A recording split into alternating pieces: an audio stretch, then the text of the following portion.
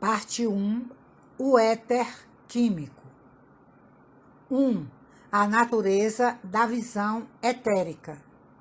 Em 1918, Max Randall escreveu: o processo de preparação para a era aquariana já começou, e como Aquário é um signo aéreo, científico e intelectual, é uma conclusão previsível que a nova fé deverá alicerçar-se na razão, sendo capaz de resolver o enigma da vida e da morte de uma forma a satisfazer tanto o intelecto como o instinto religioso.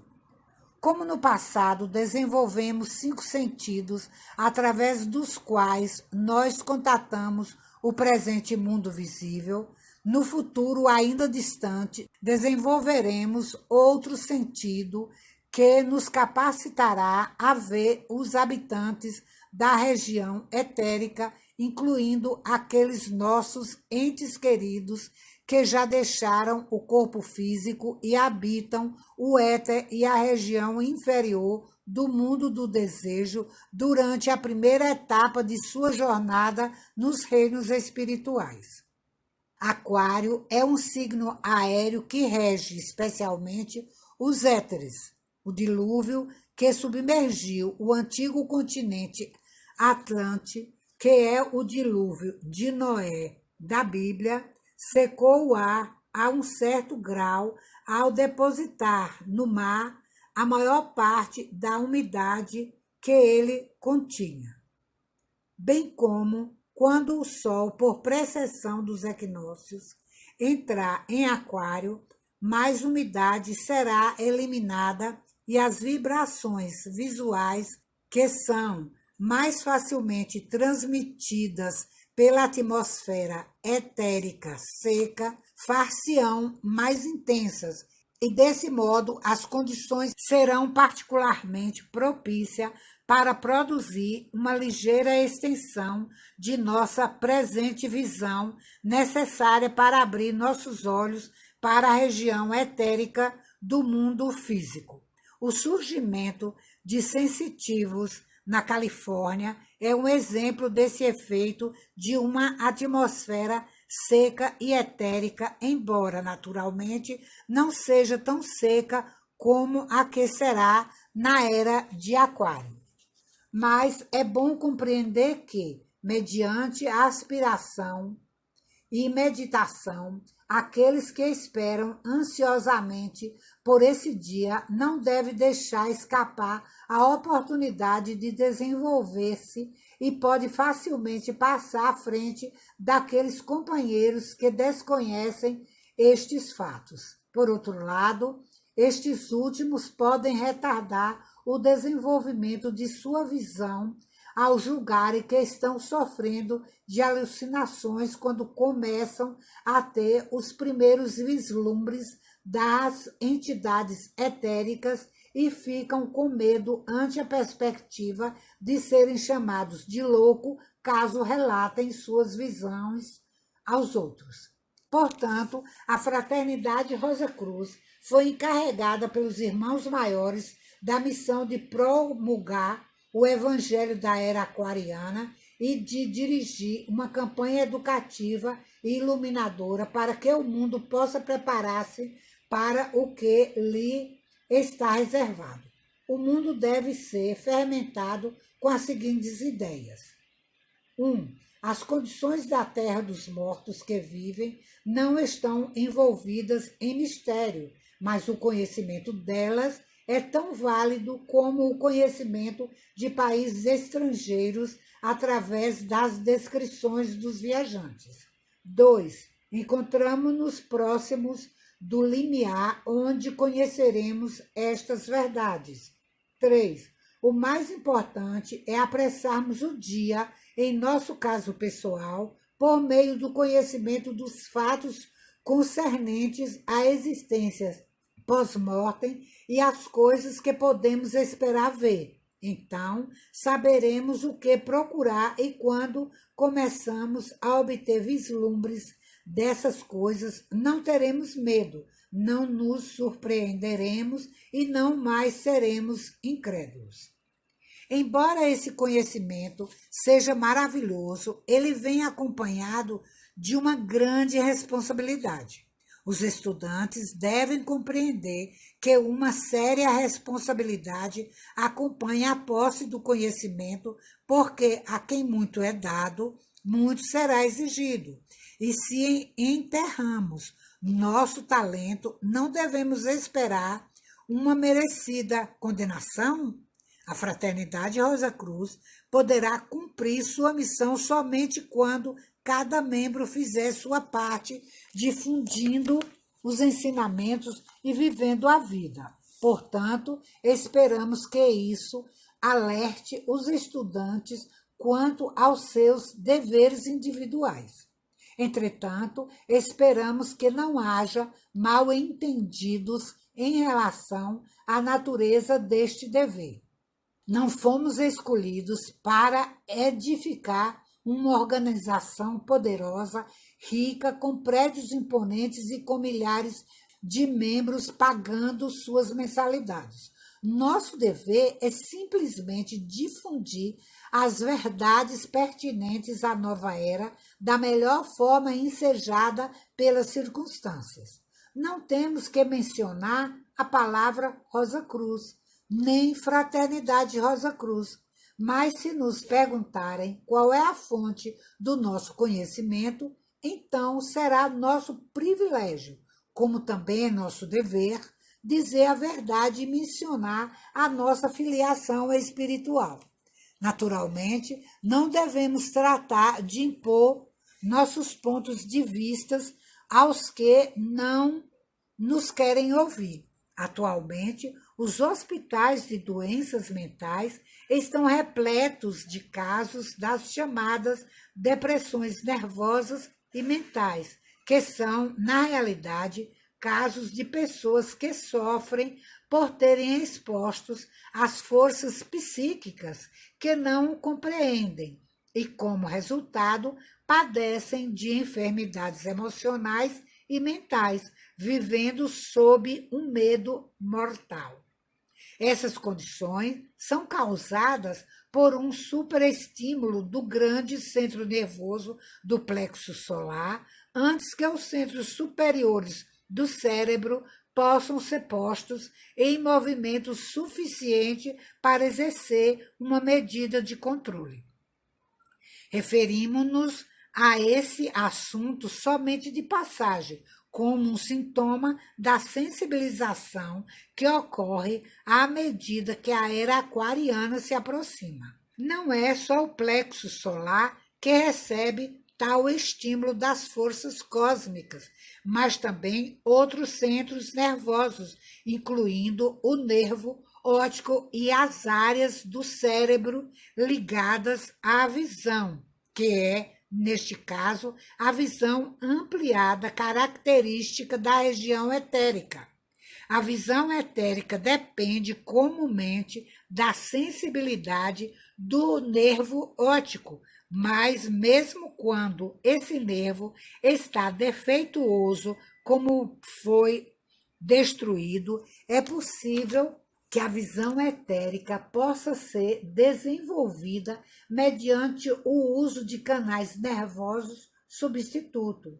Sabemos que a incidência cada vez maior de pessoas com problemas de visão deve-se à crescente densificação dos éteres, que é a parte do poderoso efeito da radiação solar quando o Sol se aproxima de Aquário por precessão no equinócio de março.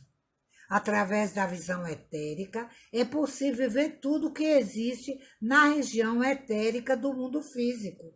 Quando esta visão é desenvolvida, ela revela primeiramente o éter mais inferior do éter químico, que varia desde o cinza azulado, passando pelo azul até o violeta ou o azul escuro, que é quase preto. Max Randall fala do éter químico como tesouro, quase preto. Devido a entremescla ou mistura dos outros éteres, como o éter químico, este também pode ser azul avermelhado, magenta, violeta ou púrpura, de acordo com a densidade dos éteres. Quando alguém contempla um objeto com a visão etérica, ele vê através do objeto de uma maneira semelhante ao do raio-x quando penetra substâncias sólidas. Daí ser chamada visão de raio-x, embora essa denominação não seja correta. Ao observar um objeto com a visão etérica, o vidente vê, em primeiro lugar, a parte externa, depois a parte adjacente próxima e, finalmente, chega à parte mais distante do objeto. Alguém pode ter graus superiores de visão do mundo do desejo, do mundo do pensamento, etc. E, não obstante, não possuir ainda visão etérica. Por meio dessa visão, pode-se ver através de livros, jornais, cartas, paredes ou qualquer outra coisa a curta distância. Na era aquariana, quando muitos já tiverem a visão etérica, será extremamente fácil estudar a anatomia e descobrir um tumor maligno, uma luxação ou qualquer condição patológica do corpo, porque com essa visão o médico poderá estudar diretamente, sem obstáculos, tanto as estruturas anatômicas como os processos fisiológicos.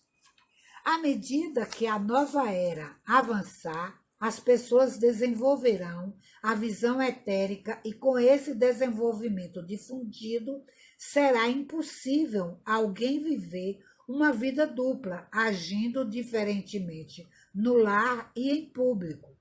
Se tivéssemos conhecimento agora das entidades invisíveis que povoam nossas casas, muitas vezes nos sentiríamos envergonhados das coisas que fazemos e dizemos. As várias espécies de entidades que enchem o ar são atraídas para as pessoas da mesma natureza, quer sejam boas ou más. E essas entidades não podem ser confundidas com nada mais do que sejam elas próprias. É impossível qualquer engano, porque essas entidades estão em nível inferior no caminho da evolução e não têm inteligência para manter um disfarce por muito tempo, e mais cedo ou mais tarde revelarão suas verdadeiras qualidades internas. Quer sejam vistas ou não, as entidades etéricas invisíveis alimentam-se do éter de vida da pessoa por quem forem atraídas, caso tenham tido o consentimento de permanecer na sua aura. Em consequência, não apenas influenciam tais pessoas para o mal, mas também enfraquecem seus corpos vitais, e isso leva à exaustão nervosa como resultado de uma possessão parcial ou obsessão. É tão impossível livrar a aura da pessoa de tais entidades sem uma limpeza moral e emocional completa, como querer erradicar a malária sem a drenagem dos charcos e pântanos, onde se proliferam os mosquitos transmissores. A atmosfera que está cheia de tais entidades revela infalivelmente a condição de impureza psíquica e mental daqueles que as hospedam, e na nova era, quando todos tiverem o poder de vê-las, não haverá maneira de esconder nosso caráter predominante. Não haverá privacidade que não possa ser revelada por quem desejar ver-nos.